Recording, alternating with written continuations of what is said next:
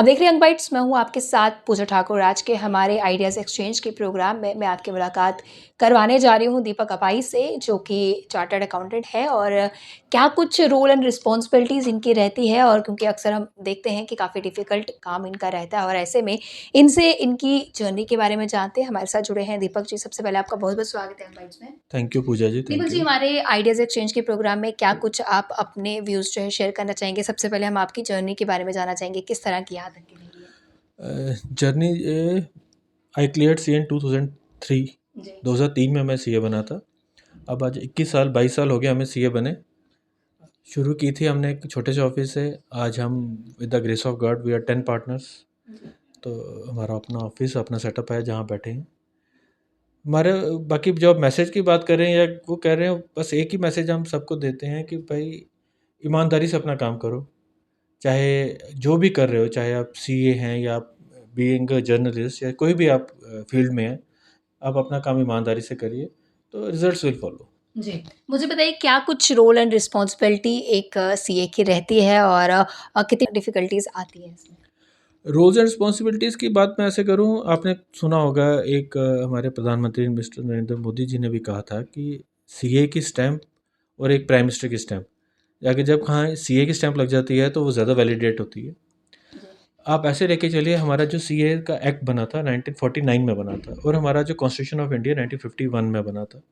तो हमारे four fathers ने भी ये ज़रूरी समझा कि पहले सीए एक्ट जो हमारा फाइनेंस है, जो हमारी बैकबोन ऑफ द कंट्री है, किसी भी यूनिट का, किसी भी इंडस्ट्री का, किसी भी कंट्री का, फाइनेंस इज़ द बैकबोन। कि जब तक हमारे फाइनेंस सही नहीं होगा तो हम जितनी भी मेहनत कर लें उसको कोई रिजल्ट्स नहीं निकलते।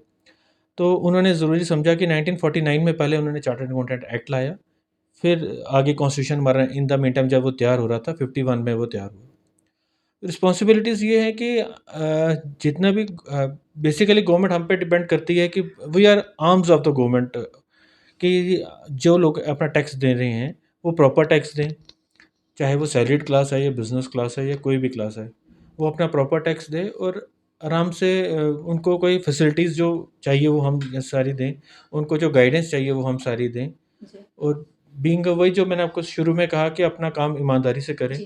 गाइडेंस की जिस तरह से आपने बात की कि लोगों को देते हैं हम पूरी तरीके से, तो कहाँ पर डिफ़िकल्टीज़ आप लोगों को फ़ेस करने के लिए मिलती है? क्योंकि कुछ लोगों को जब गाइडेंस दी जाती है वो समझ पाते हैं, और कुछ बड़ी-बड़ी डिफ़िकल्टीज़ भी आती है। तो क्या कुछ ऐसी चीज़ें हैं जिसमें उनको समझने में दिक्कत आती है? सबसे पहले तो हमें प्रॉब्लम वो आती है जो गूगल बाबा से पढ़ के आते हैं। हम उनको समझाने की कोशिश करते हैं पर वो कहते हैं नहीं जी, गूगल में ये लिखा है, गूगल में वो लिखा है।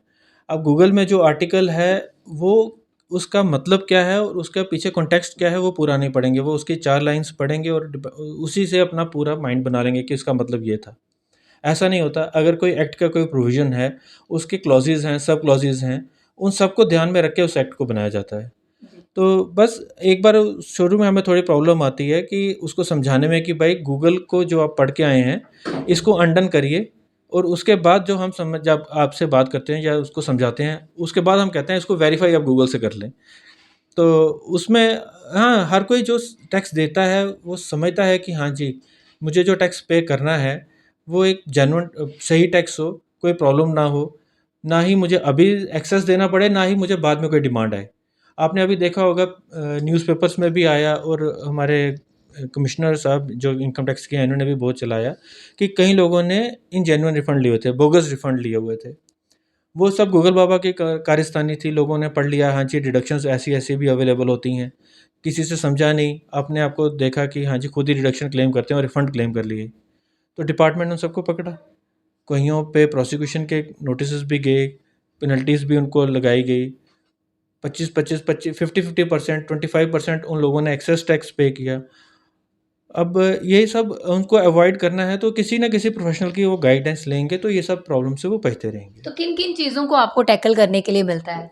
सब तरह से सैलरीड क्लास हो जो अपने फॉर्म 16 लेके आते हैं, या बिज़नेस क्लास हो, बड़े बिज़नेस हैं, इंडस्ट्रीज़ हैं, वो सब हर एक को अपना टैक्स अब जब पे करना है या अपने अकाउंट्स मेंटेन करने हैं, तो उनको किसी ना किसी चार्टर्ड अकाउंटेंट की ज़रूरत जी। पड़ती ही पड़ती है। दीपक जी, मुझे बताइए इसकी स्टडी कितनी ज़्यादा डिफ़िकल्ट रहती है? क्योंकि इसमें इंटरेस्ट रहना इस टॉपिक में जो भी रहता है, इंटरेस्ट जिसका रहता है वही अच्छे से इसे कर पाता है क्योंकि आम किसी के बस की ये बात नहीं रहती है। तो आप इसके बारे में बताइए कि कितना डिफ़िकल्ट आपके लिए रहा या कितना ईज़ी मैं कहूँगी आपके लिए रहा? क्योंकि अगर आपका इंटरेस्ट इसमें रहा तो ईज़ी ज़रूर आपके लिए रहा होगा। तो कितनी डिफ़िकल्टीज़ रहती हैं? देखिए, with the grace of God मेरा तो टाइम पे ही निकल गया, ज़्यादा हमें प्रॉब्लम नहीं आई। जी। हाँ, हम इसमें सिर्फ़ यही हम जो हमारे पास बच्चे आते हैं या जो हमारे पास आर्टिकल्स हैं या जो हमसे गाइडेंस लेते हैं, उनको यही कहते हैं कि बेटा जब आप पढ़ रहे हो ना, तो फिर फुली डेडिकेटेड होके पढ़िए। आप इसको टाइम पास मत समझिए कि हाँ, मैं अपने फ्रेंड्स के साथ खेल भी लूँगा, मैं जिम भी कर लूँ, मैं कॉलेज भी कर लूँ और स्टडीज़ भी कर लूँ। सीए कोर्स आपसे आपका टाइम माँगता है। अगर आप उस प्रॉपर टाइम दें, तो ये रिज़ल्ट भी देता है। जी। अब इसमें हमारा अब तो इंस्टीट्यूट में इसी साल से पहले हमारे साल में सिर्फ 2 बार पेपर होते थे। अब फाउंडेशन और इंटरमीडिएट के साल में उन्होंने 3 बार पेपर कर दिए। बच्चों को उन्होंने और ज़्यादा टाइम दे दिया कि आप जल्दी क्लियर कीजिए। हमारा इंस्टीट्यूट भी चाहता है कि हमारे ज़्यादा से ज़्यादा सीएस बने, ताकि जो मार्केट में डिमांड है, वो हम पूरी कर सकें। जी। तो जिस तरह से हमने डिफ़िकल्टीज़ की बात की, आपका क्या कुछ एक्सपीरियंस इसमें रहा हुआ है? कितनी देर की स्टडी करनी पड़ती थी? बड़ी सारी चीज़ें रहती है इसमें, क्योंकि आपने कहा कि डेडिकेशन फुली डेडिकेटेड इसमें रहना पड़ता है। तो क्या कुछ आपके चार्ट रहता था? क्या कुछ प्लानिंग रहती थी इसको लेकर? देखिए, मैं जो पर्सनली करता था, मैं सारे सब्जेक्ट्स 1 दिन में कवर करता था। मतलब अगर मैंने इंटर का कोई ग्रुप देने हैं, जिसमें अगर 4 सब्जेक्ट्स हैं, तो मैं कोशिश होती थी कि मैं अपने 3-3 घंटे या 4-4 घंटे हर सब्जेक्ट को दूँ। सो दैट कि मतलब कहीं ऐसा करते हैं कि अपना पूरा 1 महीना एक सब्जेक्ट को दिया, दूसरा महीना दूसरे को दिया। पर्सनली मुझे वो ठीक नहीं लगा अप्रोच। मुझे लगा कि अगर मैं रोज़ के रोज़ रिवाइज़ करता रहूँगा, तो मैं इन टच रहूँगा और मेरा साइकिल एक बना रहेगा। तो तो जी, इससे अब तो मैं यही कह सकता हूँ, जब जो पास हो जाता है उसको लगता है कि मेरा तरीका ठीक था। जी। पर कई ऐसे हैं जो बेचारे नहीं कर पाते इस वजह से। तो पर्सनली हर एक man to man, person to person पे डिपेंड करता है। किन टॉपिक्स पे ज़्यादा फ़ोकस्ड रहने की ज़रूरत रहती है इसमें? देखिए, इसमें ऐसा है पूजा जी, हमारा जो इस पेपर्स होते हैं ना, इसमें हमें एग्रीगेट भी लेना होता है। हमें हर सब्जेक्ट में 40 चाहिए और ओवरऑल ओके। 50 चाहिए। जी। तो इसमें हम ऐसा नहीं कर सकते कि एक को हम अच्छा कवर कर लें, एक को नहीं कर लें। हाँ, इसमें जैसे जो न्यूमेरिकल्स होते हैं, जैसे हमारे अकाउंट्स का हो गया या इनकम टैक्स हो गया, ये हमारे मार्क्स मतलब इसमें हम अच्छे मार्क्स ले सकते हैं। तो इसमें थोड़ा-सा हम ज़्यादा स्ट्रेस रखें, और जो थ्योरी वाले हैं, उसको अगर करना तो उसको भी अच्छा है, क्योंकि उसको भी आपको 40 चाहिए ही चाहिए।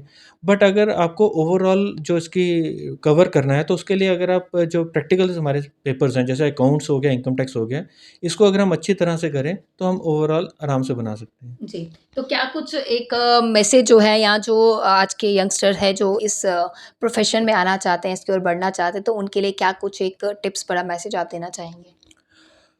टिप्स कुछ नहीं, जो कर रहे हो पूरी मेहनत से करो। अगर आप फाउंडेशन में हो, पूरे मेहनत से फाउंडेशन करो, अच्छी तरह अपनी क्लासेस करो। अब तो टेक्नोलॉजी की वजह से हमारे पास क्लासेस लाइव एट होम भी हैं। बच्चे घर में बैठ के भी पढ़ सकते हैं, फुल टाइम अपना स्टडी दे सकते हैं, ट्रैवलिंग टाइम आपका कम हो जाता है। बस यही है, पूरी मेहनत से करो, पूरी डेडिकेशन से करो, घबराना मत। कभी अगर खुदा ना ख़ास्ता कभी रिज़ल्ट हमारे फ़ेवर में ना भी रहे, कोई बात नहीं। आप देखिए अपने रिज़ल्ट्स में हम कहाँ हम पे कमी रह गई, उस पे स्ट्रेस दो।